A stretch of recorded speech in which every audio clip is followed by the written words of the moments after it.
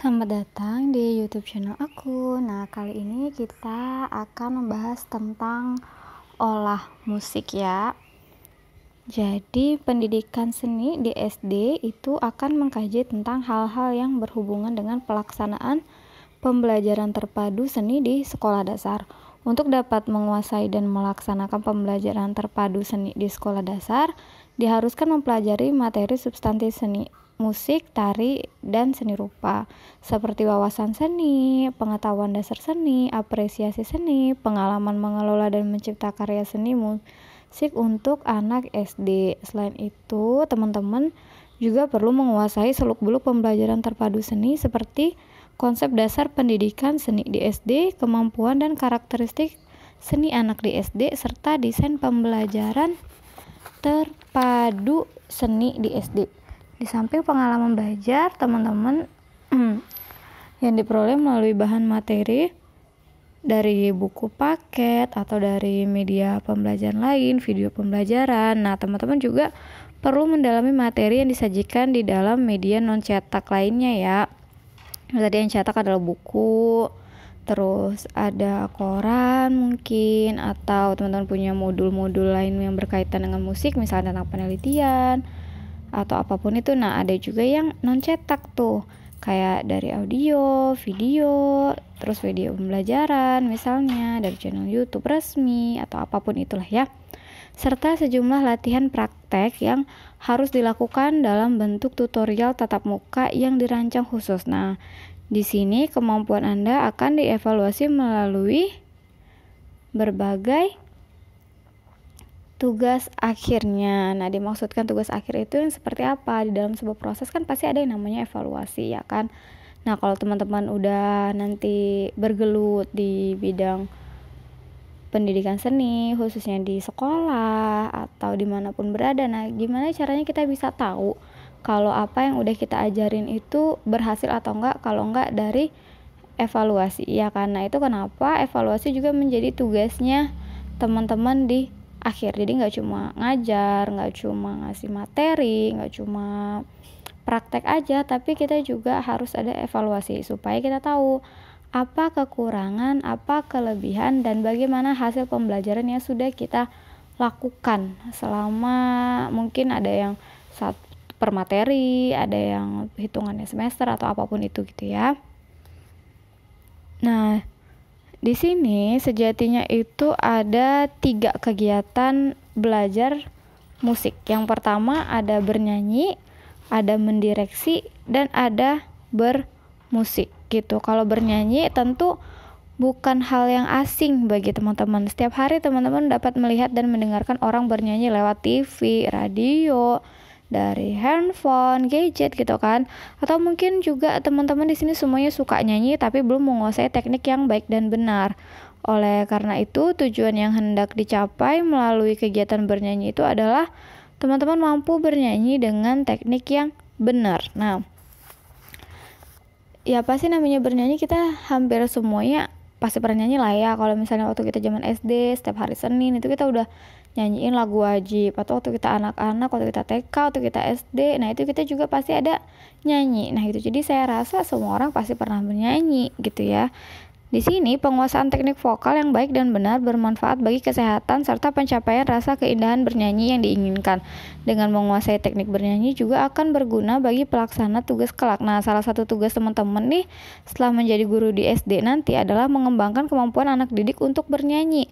Dengan demikian, materi bernyanyi itu sangat penting ya. Walaupun ini yang saya share hari ini tuh nggak banyak, tapi saya harap teman-teman mau mencari lagi dan lagi materi-materi tambahan tentang bernyanyi ya. Yang pertama ada pernafasan. Nah, di sini yang pernafasan yang baik sangat diperlukan saat bernyanyi karena bernyanyi merupakan suatu peristiwa bergetarnya pita suara oleh udara. Jadi udaralah yang menggetarkan pita suara. Udara dalam paru-paru dihasilkan dari proses pernafasan. Pernafasan itu ada pernafasan perut, ada pernafasan dada, dan ada pernafasan diafragma atau sekat rongga badan. Nah, di sini maksudnya adalah Badan terhindar dari ketegangan yang berlebihan dan memiliki daya yang cukup untuk menghasilkan dan mempertahankan cadangan udara saat bernyanyi. Nah, penyanyi-penyanyi yang baik seperti penyanyi pop dan seriosa menggunakan teknik pernafasan diafragma. Terus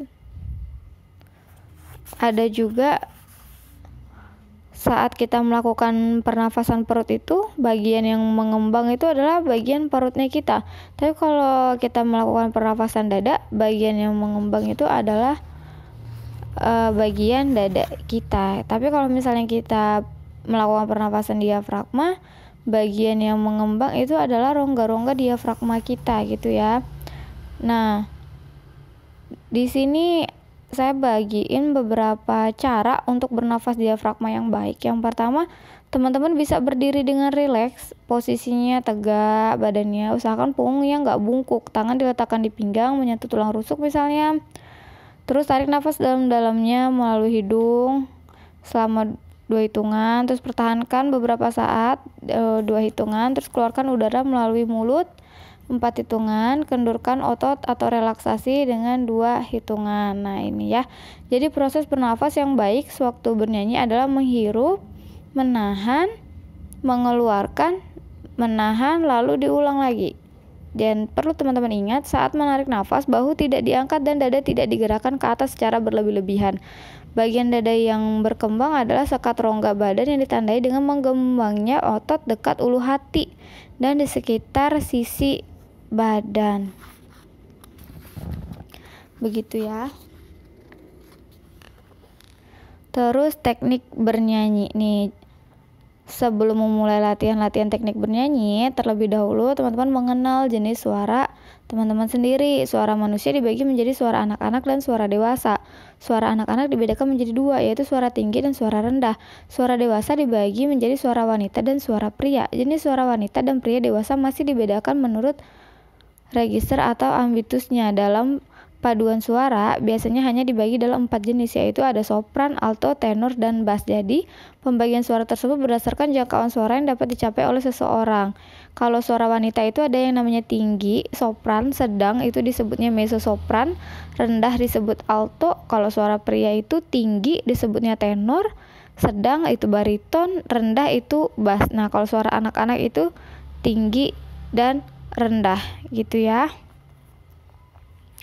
Terus nggak hanya itu, ada juga yang kita biasanya kenal dengan nama artikulasi. Nah, artikulasi dapat diartikan sebagai pengucapan kata-kata dan kalimat musik secara nyata dan jelas. Salah satu perbedaan musik vokal dibandingkan dengan musik instrumental adalah adanya lirik yang dinyanyikan. Oleh karena itu, ucapan atau artikulasi yang jelas menjadi sangat penting dalam bernyanyi. Artikulasi dalam vokal dipengaruhi oleh bentuk bibir, lidah, dan rongga mulut. Artikulasi yang baik adalah dengan membuka mulut lebar-lebar ke bawah, bukan ke samping. Di sini perlunya artikulasi dilatih agar arti dan makna lagu dapat dinikmati sebagaimana mestinya gitu ya. Misalnya kita lagi latihan huruf vokal A, I, U, E, O. Nah, itu harus jelas. Terus pembentukan suara itu ada 2 dasar dalam pembentukan suara. Yang pertama, otot-otot leher dan kerongkongan diupayakan tetap selemas mungkin. Mulut dibuka lebar-lebar ketika menyanyikan huruf-huruf yang hidup. Nah, teman-teman bisa coba sendiri ya melatih otot-otot mulutnya. Bagaimana teman-teman bisa melatih otot suara, melatih penempatan suara, terus juga bisa melatih dengan latihan-latihan ringan nanti ya. Jangan berlatih dengan suara keras atau berteriak sebelum pemanasan karena akan merusak otot-otot suara. Setelah otot-otot suara cukup panas, baru dilanjutkan dengan latihan inti seperti latihan-latihan yang telah tadi yang sudah saya sampaikan, bisa penempatan suara maupun latihan rongga tadi ya. Jadi nggak boleh dipaksa ya, nggak boleh langsung teriak gitu, tapi lakukanlah latihan-latihan dulu gitu otot-otot suaranya biar lebih siap gitu ya. Sama juga kan kayak nari juga, atau kayak kita mau olahraga kan kita juga melakukan pemanasan. Nah, begitu juga dengan nyanyi. Nah, ini ada yang namanya resonansi nih. adalah pemanfaatan rongga-rongga kepala, leher, dan dada. Ruang resonansi yang paling utama terdapat di bagian kepala. Ruang ini apabila dimanfaatkan dan dilatih dengan baik akan memberikan banyak kebaikan pada suara yang dihasilkan. Bunyi yang dihasilkan oleh getaran pita suara akan menjalar ke udara dalam bilik, terutama yang terdapat dalam rongga kepala. Suara tersebut memantul karena mengenai dinding bilik tadi. Nah, pemantulan itu menjadikan suara menjadi lebih kuat gitu ya. Itu cara-caranya lebih detail, teman-teman bisa cari yang ada video yang kelihatan orangnya gitu. Ini ada juga interpretasi dan ekspresi, yaitu penghayatan dan pembawaan lagu. Muara dari seluruh latihan-latihan pernafasan dan pembentukan suara yang tadi sudah saya jabarkan adalah dengan pembawaan lagu. Pembawaan lagu tujuan akhir belajar vokal atau bernyanyi. Jadi interpretasi lagu berkenaan dengan penafsiran lagu, sedangkan ekspresi berhubungan dengan pembawaan atau penyampaian isi pesan lagu. Jadi kedua hal di atas itu perlu dilatih. Interpretasi dalam bernyanyi dapat dicapai dengan menghayati isi dari kata-kata atau lirik dan menyandarkannya pada nada-nada sebagai suatu gagasan, pesan, dan kesatuan gitu ya. Jadi ini ada tips agar teman-teman dapat membawakan lagu dengan baik. Yang pertama, pahami terlebih dahulu isi atau maksud lagu melalui lirik dan melodi serta musik iringannya. Pelajari juga biografi komponisnya serta latar belakang penciptaan lagu tersebut. Pusatkan perhatian pada nyanyian yang dibawakan, bukan pada diri sendiri. Bernyanyilah dengan teknik yang baik dan benar seperti pernafasan, artikulasi, resonansi yang tepat. Bernyanyilah dengan hati, penuh penjiwaan, bukan hanya teknis. Bawakan nyanyian sesuai dengan jenis tempatnya. Gerakan bagian-bagian tubuh lainnya yang membantu ekspresi seperti tangan, wajah, dan badan. Nyanyikan lagu dengan dinamik yang sesuai. Secara umum, klimaks lagu dimulai dengan crescendo dan akhiri dengan decrescendo. Penampilan. Nah, ini ya.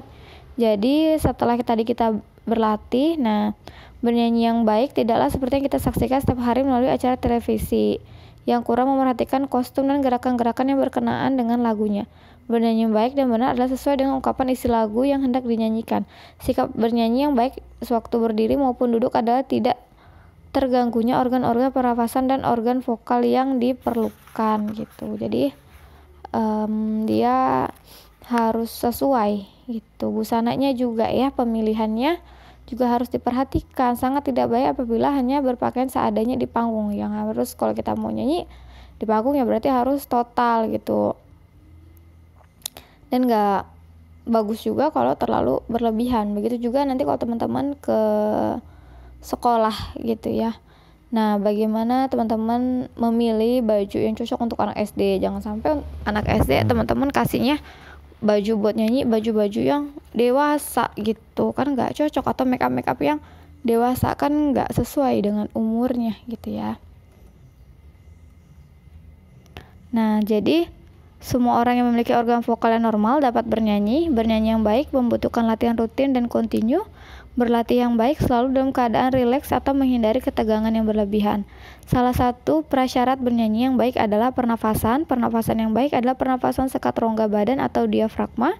Selain itu, artikulasi memegang peranan dalam menyampaikan ide atau gagasan musik yang jelas.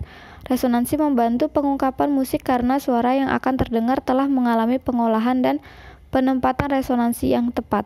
Kesemua hal tersebut dapat dibentuk dan dikembangkan melalui latihan. Namun demikian, agar musik yang dinyanyikan dapat sampai kepada penikmat atau pendengar dengan penuh rasa keindahan, dibutuhkan interpretasi dan ekspresi yang baik pula.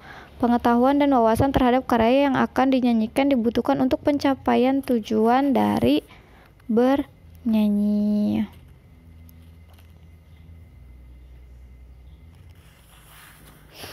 Sekarang tentang direksi. Tadi tentang bernyanyi, nah sekarang tentang direksi.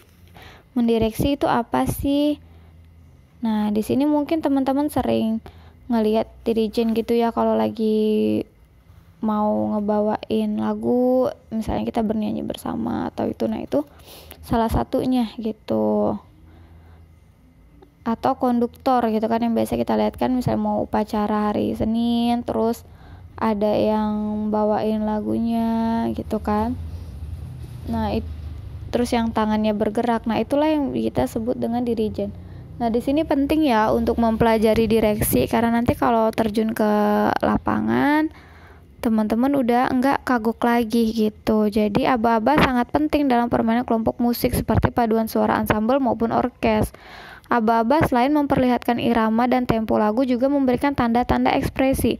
Dengan aba-aba yang baik, permainan kelompok dapat menjadi satu kesatuan dalam mengungkapkan karya musik. Nah, dalam permainan musik, pemberi aba-aba adalah seorang pemimpin dan biasa disebut dengan dirijen atau konduktor. Dalam musik ada beberapa jenis aba-aba, ada aba-aba 1 pukulan, 2 pukulan, 3 pukulan, dan 6 pukulan. Aba-aba 2 atau 3 pukulan berarti dalam satu birama lagu terdapat 2 atau 3 ketukan. Gitu, ada aba-aba 1 pukulan tadi ya. Nah, lagu-lagu yang udah terkenal untuk aba-aba 1 ini yaitu lagu 17 Agustus, lagu Potong Bebek Angsa misalnya. Nah, itu. Terus ada juga aba-aba 2 pukulan. Terus ada aba-aba tadi 3 pukulan. Teman-teman bisa cari videonya ya, video tentang pembelajaran aba-aba pukulan 1, 2, 3, dan 4 ini yang ada orangnya biar lebih jelas gitu. Terus ada juga aba-aba 6 pukulan. Nah, kalau aba-aba 4 pukulan ini lagu-lagunya yaitu lagu Tanah Tumpah Darahku, lagu Indonesia Raya, Maju Tak Gentar. Nah, itu menggunakan aba-aba 4 pukulan gitu. Kalau 6 pukulan nih lagu Naik-Naik ke Puncak Gunung misalnya. Nah, terus sikap badan ya. Mulailah berarti dengan sikap berdiri pada kedua kaki Anda. Posisi kaki kiri sedikit lebih maju daripada kaki kanan. Pandangan lurus dan menyeluruh ke depan. Bayangkan bahwa Anda sedang menghadapi anak-anak yang sedang memainkan musik atau bernyanyi paduan suara. Kemudian angkat kedua tangan hingga sejajar dengan mata. Lalu turunkan, ulangi beberapa kali hingga teman-teman melakukan semuanya dalam keadaan tanpa ketegangan dan dengan sadar semua gerakan tersebut sudah berada dalam kontrolnya teman-teman. Kepalanya tetap tegak, jangan kaku, namun penuh percaya diri dan berwibawa. Tangan dan jari-jari harus bebas dan luwes. Teknik aba-aba itu fungsinya adalah untuk melatih gerakan setiap jenis aba-aba yang sangat penting untuk dikuasain. Aba-aba permulaan yaitu aba-aba yang dilakukan atau diberikan pemimpin sebelum lagu dimulai. Dalam aba-aba ini ada sikap siap, gerakan pendahuluan saat memulai. Terus sikap siap, ada gerakan pendahuluan tadi, dan ada aba-aba penutup.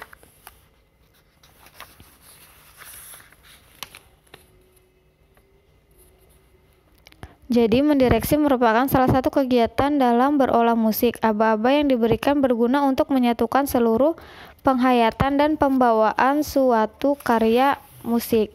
Aba-aba dasar mendireksi berupa 1, 2, 3, 4, dan 6 pukulan yang diketahui yang didahului oleh gerakan awal tadi insetting dan diakhiri dengan gerakan penutup.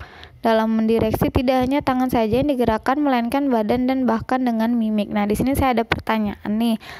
Coba tuliskan satu aja contoh lagu yang menggunakan aba-aba direksi ketukan 1, ketukan 2, ketukan 3, 4, dan ketukan 6 selain dari apa yang sudah saya sebutkan ya. Jadi teman-teman cari contoh lagu yang menggunakan direksi 1, 2, 3, 4, dan 6. Jadi tulisin satu-satu. Yang satu apa, dua apa, tiga apa, satu aja nggak apa-apa. Nah, setelah kita bernyanyi, terus kita belajar tentang mendireksi. Nah, sekarang kita berlari ke bermusik ya. Jadi nggak cuma hanya tahu teori, tapi teman-teman juga harus bisa bermusik, harus bisa praktek musik gitu.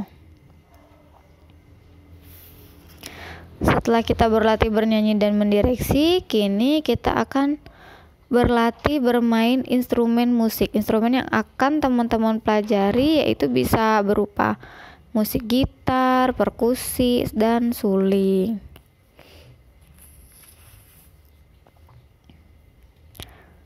Jadi bagaimana cara teman-teman bisa bermain gitar, bermain seruling, bermain perkusi. Nah itu semuanya udah banyak ya, sekarang tuh udah gak sulit lagi untuk kita cari cara-cara atau teknik-teknik bermain musik. Jadi kita udah bisa belajar mandiri, gak perlu lagi diajarin secara tatap muka, tapi sekarang sudah banyak sekali video-video tutorial yang bisa membantu teman-teman. Jadi walaupun teman-teman sekarang nggak bisa ngumpul, belajarnya dari rumah, berlatih dari rumah, tapi bisa mencoba belajar gitar dari video-video gitu ya.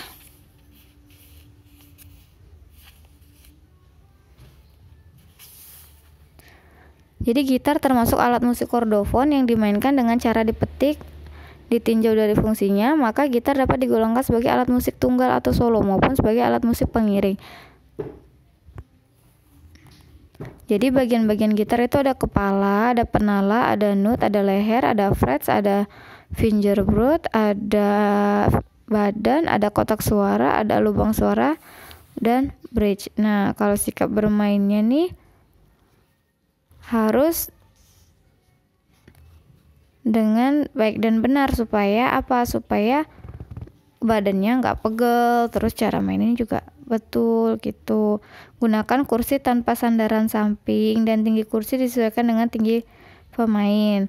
Nanti teman-teman bisa ajak siswa untuk meletakkan footstool di depan sebelah kiri pemain, sehingga jika kaki kiri diletakkan di atasnya, maka paha kiri akan naik pada posisi ini. Tubuh pemain akan ditopang oleh telapak kaki kanan di atas lantai, telapak kaki kiri di atas footstool, tubuh diletak di atas kursi itu ya. Jadi lekuk badan diletakkan di paha kiri secara vertikal dan paha kanan menyangga badan gitar sebelah bawah. Siku tangan kanan diletakkan pada badan gitar sebelah kanan atas. Untuk dapat bermain gitar dengan baik dan mampu bergerak dengan bebas baik tangan kiri maupun tangan kanan, maka gitar harus terletak atau bersandar pada paha kiri, dada, paha kanan, dan siku tangan kanan.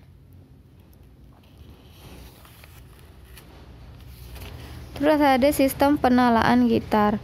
Bisa dengan suling kunci nada, yaitu dengan cara membunyikan maksudnya masing-masing nada sesuai dengan nada-nada pada dawai dalam posisi terbuka. Ada juga yang dengan garpu tala, yaitu dengan cara memukulkan garpu tala tersebut dan meletakkan pangkal garpu tala pada badan gitar atau permukaan kayu, sehingga akan terdengar nada yang kemudian disesuaikan dengan nada dan dawai 5 posisi terbuka. Jadi terus bisa belajar penjarian, tangan kiri, tangan kanannya bagaimana, terus teknik petikan di gitar. Ada yang disebut dengan apoyando atau petikan bersandar. Teknik petikan ini dilakukan dengan memetik salah satu dawai dan menyelesaikannya dengan menyandarkan jari pada dawai di atas atau bawah dawai yang dipetik. Teknik ini biasanya digunakan untuk memainkan melodi ataupun bass pada permainan gitar tunggal gitu ya. Terus ada dengan cara tirando atau petikan bebas. Nah, teknik petikan ini dilakukan dengan memetik salah satu dawai dan penyelesaiannya tidak menyentuh atau lepas dawai yang berada di bawah atau atas dawai yang dipetik. Teknik ini biasanya digunakan untuk memainkan iringan atau harmoni arpeggio pada permainan gitar tunggal. Ada juga dengan strumming. Teknik petikan ini lebih banyak dijumpai pada permainan kelompok atau lebih bersifat iringan. Akan tetapi teknik ini juga dapat digunakan pada permainan gitar tunggal, terlebih pada bagian nada-nada yang bersifat akor untuk lebih memberikan tekanan-tekanan atau ritmis yang tegas. Ada juga yang disebut dengan gitar solo ya.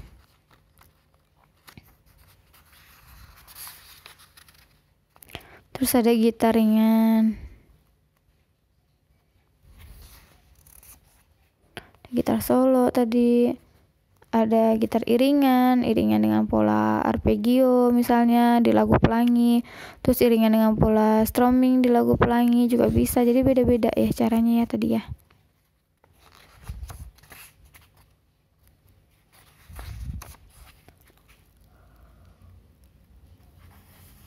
Terus ada yang namanya instrumen ritme, alat musik yang tergolong dalam alat musik perkusi atau pukul dengan sumber bunyi, membran, dan idiom. Alat atau bendanya dapat dikelompokkan menjadi perkusi tak bernada, antara lain ada kastanyet, yaitu alat musik yang terbuat dari kayu, terdiri dari sepasang kayu pipi, dimainkan dengan cara diletakkan di telapak tangan kiri, kemudian jari-jari tangan kanan memukul atau mengetuk.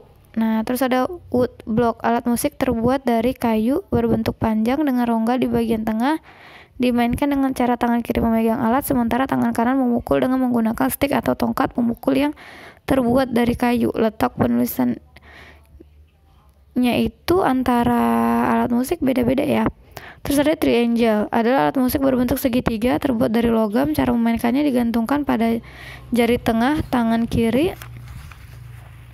Tangan kanan memukul dengan menggunakan stick atau tongkat pemukul yang terbuat dari logam. Letak penulisannya juga pastinya beda dengan yang lain. Terus ada guiro, adalah alat musik yang terbuat dari kayu berbentuk bulat panjang. Cara memainkannya dipegang dengan tangan kiri dan tangan kanan menggesek atau menggaruk dengan tongkat. Ada maracas, adalah alat musik yang terbuat dari tempurung kelapa, terdiri dari sepasang atau dua buah, masing-masing dipegang tangan kanan dan kiri, dimainkan dengan cara digoyang. Ada juga kabasa, alat musik berbentuk bulat, terdapat butir-butir logam yang dililitkan di seluruh badan alat. Cara memainkannya dipegang oleh tangan kanan lalu digesekkan pada telapak tangan kiri. Ada tamborin, pada alat musik ini terdapat membran dan lempengan-lempengan logam tipis yang diletakkan di pinggir alat tersebut. Cara memainkannya, tangan kanan memegang alat tersebut dan dipukulkan pada telapak tangan kiri. Terus ada bass drum, set drum, tam-tom, floor tam-tom, simbal, dan hi-hat termasuk dalam drum set. Cara biasanya dimainkan dalam satu kesatuan. Cara memainkannya dipukul dengan sepasang stick atau tongkat yang terbuat dari kayu. Untuk menghasilkan efek suara yang berbeda digunakan stick yang menyerupai sebuah kuas. Nah, ini tuh kalau nanti teman-teman ketemu dengan ekskul drum band misalnya yang ada di sekolah, nah ini alat-alatnya ya. Jadi ada alat tam-tam, bass drum, nah itu biasanya digunakan. Terus ada juga perkusi yang bernada, antara lain ada piano, termasuk alat musik keyboard, akan tetapi cara memainkannya adalah dengan dipukul sehingga dikelompokkan juga sebagai instrumen perkusi. Piano dilengkapi alat pemukul yang disebut dengan hammer yang terletak di bagian dalam badan piano atau rongga resonansi yang akan memukul dawai-dawai setiap kali papan-papan nada atau tuts dimainkan. Piano merupakan alat musik terbesar atau terluas jangkauannya, suaranya biasanya 7 oktav. Terus ada glockenspiel, alat musik ini terbuat dari logam berbentuk bila-bila yang menyerupai alat musik keyboard. Cara memainkannya dipukul dengan sebuah stick pemukul dengan ujung stick berbentuk bulat dan keras. Biasanya juga ada disebut marching bell, biasa juga disebut dengan belira gitu ya, sama dia. Terus ada xylophone, alat musik ini terbuat dari kayu berbentuk bila-bila yang menyerupai alat musik keyboard atau kolintang, dilengkapi dengan tabung-tabung resonansi. Ada vibraphone, alat musik ini terbuat dari logam berbentuk bila-bila yang menyerupai alat musik keyboard, dilengkapi dengan tabung-tabung resonansi dan pedal yang berfungsi untuk memperpanjang nada. Ada juga marimba. Alat musik ini terbuat dari kayu, membentuk bila-bila yang menyerupai alat musik keyboard, mempunyai ukuran lebih besar dari xylophone dan dilengkapi dengan tabung-tabung resonansi. Ada juga shimes, adalah alat musik ini terdiri dari bila-bila logam panjang yang berjejer memanjang dari atas ke bawah. Cara memainkannya dipukul dengan sebuah stick atau mallet. Ada juga timpani, alat musik membran berbentuk besar menyerupai kettle, dilengkapi dengan pedal yang berfungsi untuk menaik turunkan nada dan berikan efek glissando ya. Terus ada instrumen suling. Suling atau recorder termasuk dalam keluarga alat musik tiup. Alat musik ini mempunyai mouthpiece dan beberapa lubang untuk menghasilkan nada-nada yang berbeda. Alat musik recorder ini terdiri dari beberapa jenis, yaitu sopranino, sopran, alto, tenor, dan bariton. Untuk recorder sopran dan tenor memiliki sistem penalaan yang sama dengan alat musik non-transposisi atau natural. Sedangkan recorder sopranino, alto, dan bariton memiliki sistem penalaan yang berbeda. Nada C yang dibunyikan pada alat musik ini, sopranino, alto, dan bariton, sama dengan nada F pada recorder sopran maupun tenor. Nah, di sini teman-teman perlu perhatikan ya bagaimana sikap bermainnya, terus cara bernafasnya, cara meniupnya, cara memegangnya, terus posisi jarinya seperti apa, bentuk jari, dan cara menekannya. Cara menala sebelum kita memainkan sebuah alat musik, maka hal pertama yang perlu diperlakukan adalah penyamakan nada. Atau biasanya kalau kita sebutnya suka di setel dulu nih, nah gitu ya. Itu adalah keahlian lain dari pemusik yang pasti teman-teman di sini yang sudah biasa bermusik paham gitu.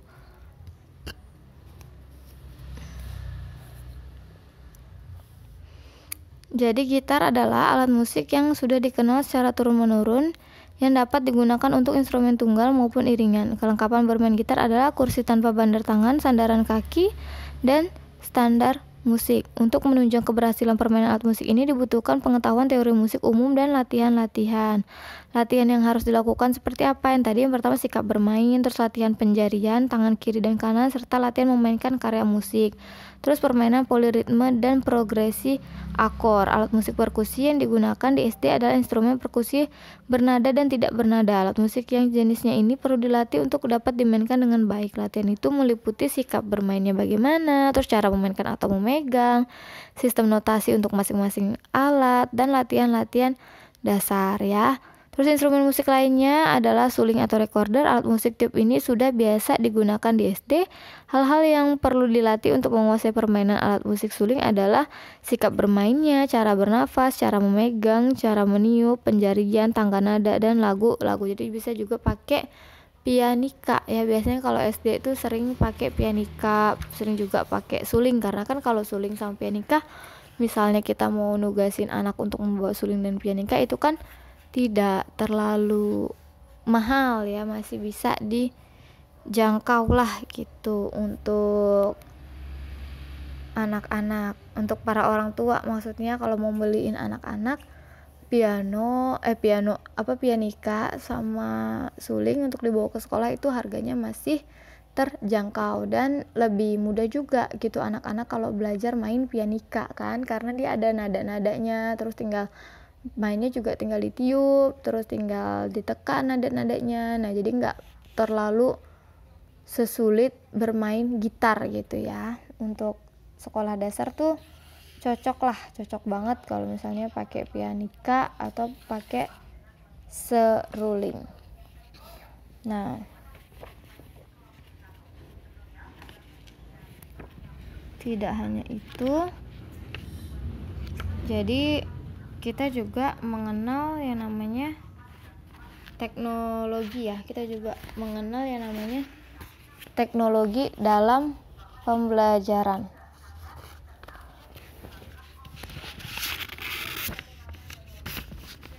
Jadi istilahnya teknologi itu sebenarnya sangat umum. Misalnya digunakan untuk menunjukkan substansi keteknikan berhubungan kinerja teknik tersebut tersusun secara urut dari suatu yang terdiri dari komponen yang satu dengan yang lain, harus dirancang bergantian secara runtut. Maka istilah teknologi berkembang ke dalam cara berpikir yang runtut dalam memecahkan masalah. Istilah pendekatan teknologi digunakan untuk menunjuk pada pengertian seseorang yang akan memecahkan permasalahan yang menggunakan sistematis, namun dapat juga dilakukan dengan pemecahan masalah melalui keteknikan yang teratur. Kinerja teratur tersebut ada pada sistem teknologi. Teknologi secara antropologi termasuk di dalamnya sebagai bagian usaha manusia mempertahankan hidupnya. Ada 3 jenis teknologi yang digunakan atau dimanfaatkan dalam menciptakan harga seni, yakni teknologi kerajinan, teknologi rekayasa, dan teknologi pengolahan. Nah, kenapa saya membahas teknologi di sini? Karena sekarang kan kita sudah zamannya serba maju ya. Jadi kita butuh banget gitu bantuan dari yang namanya teknologi gitu, apalagi dalam berkesenian, mau musik, mau tari, mau rupa, semuanya tuh butuh yang namanya teknologi. Misalnya kayak dulu mungkin nggak ada gitar listrik, nah sekarang udah ada gitar listrik karena ada perkembangan teknologi yang terjadi gitu. Jadi nggak melulu kita tidak menggunakan alat musik yang modern, bisa jadi sekarang kita udah banyak menggunakan musik modern. Kan drum juga ada drum elektrik ya, kalau misalnya dulu mungkin masih manual gitu kan. Nah, kalau sekarang udah dengan perkembangan zaman ada yang namanya teknologi seperti itu. Ada juga teknologi digital, misalnya kayak dulu kita kalau mau main gitar ya harus gitar, namun sekarang mau main bass juga harus main bassnya langsung. Tapi sekarang sudah banyak ditemukan permainan anak yang berhubungan dengan alat musik gitu. Ada yang gitar hero misalnya, ada juga yang permainan piano di beberapa app store gitu kan. Nah, itu juga sudah membantu teman-teman untuk bisa mengajarkan seni kepada anak-anak. Nah, misalnya mereka bawa gadget terus diajakin buka yang aplikasi piano gitu. Nah itu kan nanti mereka bisa tekan-tekan walaupun dia tidak memegang pianonya secara langsung atau gitar secara langsung, tapi dia udah tahu lah paling enggak, oh kalau tekan ini suara nada yang akan keluar seperti ini, seperti itu ya. Itulah fungsi dari teknologi. Tuh ada teknologi digital. Misalnya pengembangannya kan paling mutakhir kan, kehadirannya untuk membantu manusia mempercepat kinerja dan memperpendek jarak komunikasi. Teknologi digital lebih banyak bermanfaat untuk mengganti kinerja manusia secara otomatis. Teknologi digital yang paling banyak membantu manusia adalah komputer.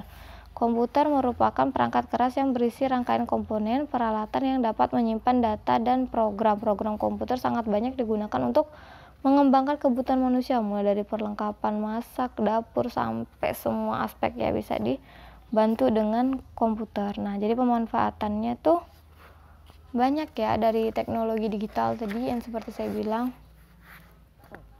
So, mungkin bisa bikin animasi juga kan untuk membuat media pembelajaran atau apapun itu ya. Jadi sistem teknologi dapat berupa sistem teknologi sederhana yang menggunakan energi manusia dan alam, serta sistem teknologi yang menggunakan listrik dan digital. Teknologi dengan kinerja teratur yang sistematis biasanya digunakan oleh motor. Pada teknologi sederhana dengan energi manusia meliputi teknologi putar, teknologi tarik, dan teknologi pukul. Pada teknologi sederhana energi alam terdapat teknologi bersinergi angin dan teknologi yang bersinergi dengan air. Sedangkan teknologi tinggi ada yang menggunakan motor penggerak berenergi listrik dan teknologi digital. Jadi tadi yang kita obrolin tentang permainan digital itu udah masuknya ke dalam kategori teknologi yang tinggi ya.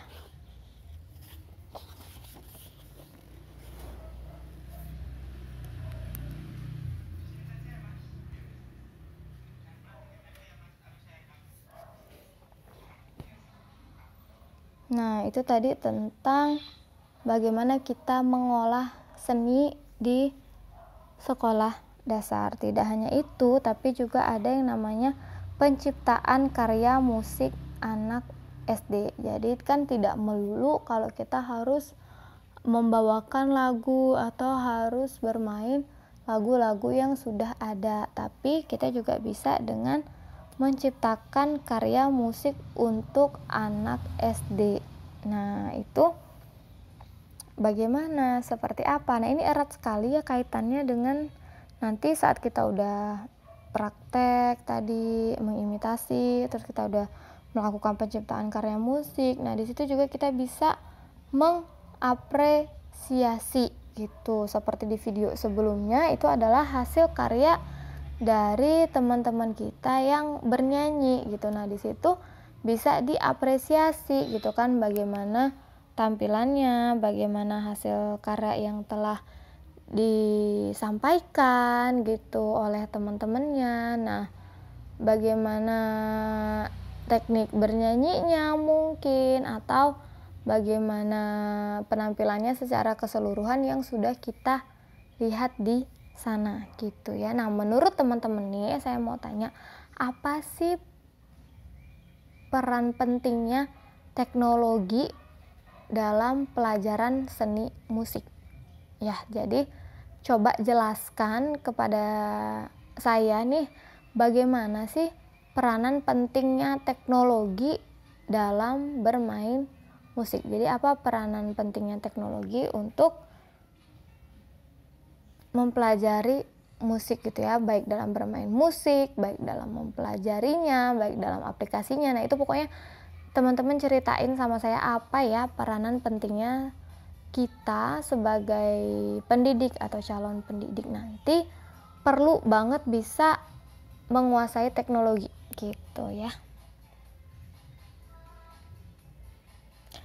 Baiklah, sekian pembahasan tadi tentang olah seni.